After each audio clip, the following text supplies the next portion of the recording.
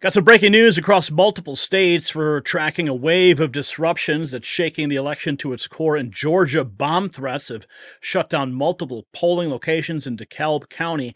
Meanwhile, Milwaukee's having to recount 30,000 ballots after breaking machine seals were discovered. But here's what they don't want you to see. While Democrat areas report technical issues, Republican districts are showing record turnout despite every obstacle thrown their way. It's not a coincidence, folks. This is a pattern. And with the stress of watching the election chaos unfold, you need to hear this. Just like these voting machines are breaking down, your body's collagen, its production, is declining with age. The same system breakdown we're seeing at the polling places is happening in your body too, but there is a solution. Scientists discovered after age 20, your collagen drops 12% each decade. That's why I trust this unique collagen formula, combining 5 essential types for maximum results. Get 51% off right now at healthwithgary.com, plus receive free VIP health coaching, the 14 foods for amazing skin. It's an ebook, and free shipping, so take back your control at healthwithgary.com. Okay, let's check in with the election shenanigans that have been taking place all across the country today. This is a picture of a table in Michigan. Just 5 hours ago, this is the table where you fill out your ballot slip. Everyone waiting in line to fill one out and vote had to see these. This is election interference. This is what's known as electioneering. We have campaign materials right inside a polling location. That is a clear violation. People get very, very upset when that happens. But apparently in Michigan, people look the other way. And according to, this bomb threat, multiple locations were shut down. You know what they're blaming? They're blaming Russia. They're blaming Russia for the bomb threat. Let's take a look at this local news report. Millions of votes have already been cast here in Georgia. Secretary of State Brad Raffensperger has been giving updates throughout the day on how the state is progressing. Fox 5's Denise Dillon joins us now live in Atlanta as people continue to head to the polls. Denise? Yeah, and the Secretary of State says things seem to be running very, very smoothly. Here at the Secretary of State headquarters, there are a number of other journalists here, both local, national, and even some from other countries. And it really shows how the eyes of the world are on this election and on Georgia. Also here, members of the Democracy Defense Project, including former U.S. Senator Saxby Chambliss and former Atlanta Mayor Shirley Franklin. They're here to observe the Election Day process, and they said what they see is impressive.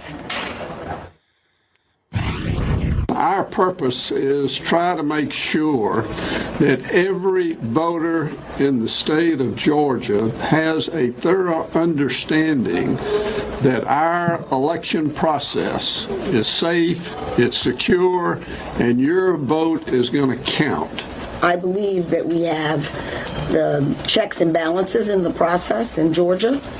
We've had an investment in technology.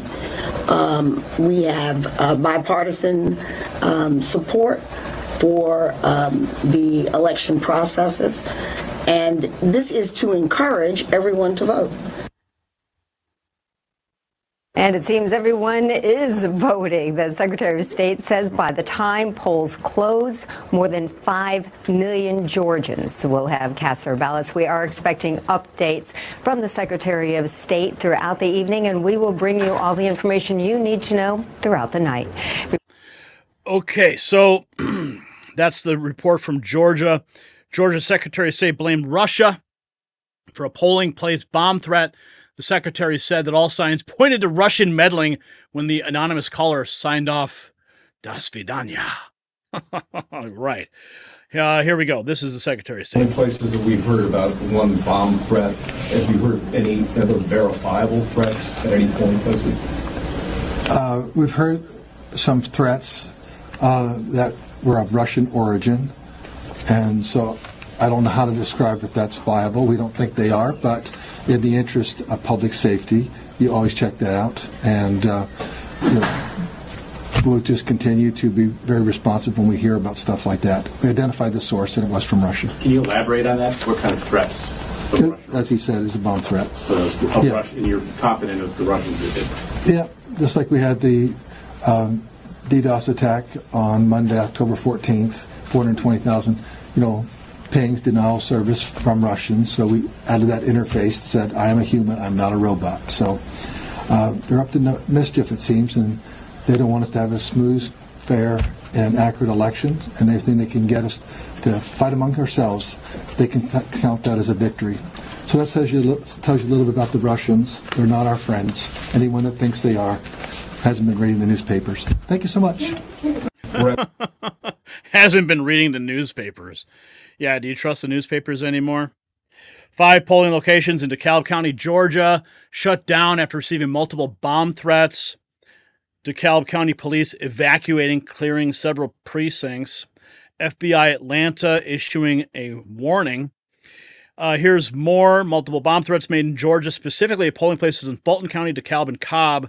Threats are especially concerning to the Harris campaign. Poll closing. As we stand by waiting for the vote to close in Georgia, what's the latest you're hearing from the campaign? Well, Jake, they are watching very closely what has been happening throughout the day, and it's seemingly increasingly as we get toward that poll closing deadline at the top of the hour, which is that there have been bomb threats being called in to polling places throughout the state of Georgia, Fulton County, DeKalb County, Cobb County, and others. These threats are non-credible. They are not believed to be credible, but they are being investigated. And as a result, some of these polling places maybe temporarily were closed, voters turned away. I was speaking to a senior Democrat down there in Georgia, watching this very carefully, saying they are hoping that voters will come back. Anyone who might have been scared away in those periods of time will come back and will cast their ballots. Some of those polling places also, Jake, are being kept open a little bit after the top of the hour. So this is an ongoing situation that they are watching very closely because of where this is happening. This is happening in the parts of the state where the Harris campaign and Democrats need to drive up turnout among Democratic-leaning voters. So when you have polling places that are closed temporarily, that's a problem for them, and they want to make sure that those voters end up coming back, Jake. Yep. Yeah, who calls it bomb threats? Certainly not Trump supporters. Here we have, throughout the day, monitoring slow ballot counting in Milwaukee. Milwaukee, Wisconsin ballot counts took place in unsecured locations. Excuse me. Now the city had to start counting all over again. Laura Trump tweeting that throughout the day, we've been monitoring slow ballot counting in Milwaukee. Our legal team has learned that the counting took place in unsecured conditions, and the city now has to start over, wildly extending the counting timeline. This is an unacceptable example of incompetent election administration in a key swing state. Voters deserve better, and we are unambiguously calling on Milwaukee officials to do their jobs and count ballots quickly and effectively. Anything less undermines voter confidence. Okay, we also have this. This is Judicial Watch posting this just 4 hours ago. Election observers on the ground in Milwaukee investigating the recount of 30,000 absentee ballots. Let's listen. Steady stream of people coming through here, and they're expecting this to be potentially one of the highest percentages of voters turnout that they have seen ever, with 95 potentially % of registered voters showing up here at this poll. But I do want to give you some new information that we have just gotten in the city of Milwaukee, which is about 20 miles from where we are. We are in the suburbs here. They are now saying, according to election officials there, that they're going to have to rerun about 30,000 absentee ballots through tabulating machines for an abundance of caution, because what they learned is that the doors of one of its tabulating machines were open. It hadn't been closed properly, and they want to make absolutely sure that the machine counted everything properly. So they are rerunning 30,000 ballots. Why that is important is it will mean that there will take a longer time to count those absentee ballots. And if you will remember, back in 2020, it was the absentee ballots and waiting for those to be counted, which we heard Donald Trump and the Republicans jump on, saying there's some sort of malfeasance. Officials are saying this is not the case. There was an issue with one of the machines not being closed properly, and they want to make, out of abundance of caution, sure that each and every vote is properly counted. So we may have to wait a steady stream of people coming through here. And there. Okay, this is something else very interesting you guys need to be paying very close attention to. Dr. Robert Epstein, 4 hours ago, posting that search results are undeniably being manipulated and biased. These manipulations will sway undecided voters up to 80%. This little example is some of millions that we are recording. This is not just about our election. They're undermining our democracy. Okay, and he's posting a side-by-side search results for Trump and Harris. And you can see on the left, it's all virtually negative headlines. Donald Trump has lost his expletive. Meet the sleeper conservatives who could help fulfill Trump's promise to be a dictator on day one. Harris assails Trump for saying Liz Cheney should have rifles shooting at her. Trump at the Garden, a closing carnival of grievances, misogyny, and racism. Fact check. 6 days of Trump lies about the Hurricane Helene response. Those are all negative search results that are showing up for Trump. On Harris's side, though, Kamala Harris suddenly becomes favorite to win in top election forecast. Meet the conservative women who are keeping their votes for Kamala Harris a secret. Trump sues CBS News over 60 Minutes interview with Harris. Network says suit is completely without merit. So they're showing all negative headlines on Google when you search for Donald Trump, and of course positive when you search for Kamala. NBC News reports Milwaukee will be recounting the absentee ballots. We just covered that. A California poll worker explaining to Ivory Hecker that I don't have to show an ID and she doesn't want to see my piece of mail proving my address. Just write things down. They'll believe what you wrote. You're a U.S. citizen. Okay. So what do I need if I'm not registered? I brought this mail. Do I need to prove my address or anything? No, you'll be filling out an envelope. It will ask you if you're a U.S. citizen and if you are a resident of California and if you are 18 years of age.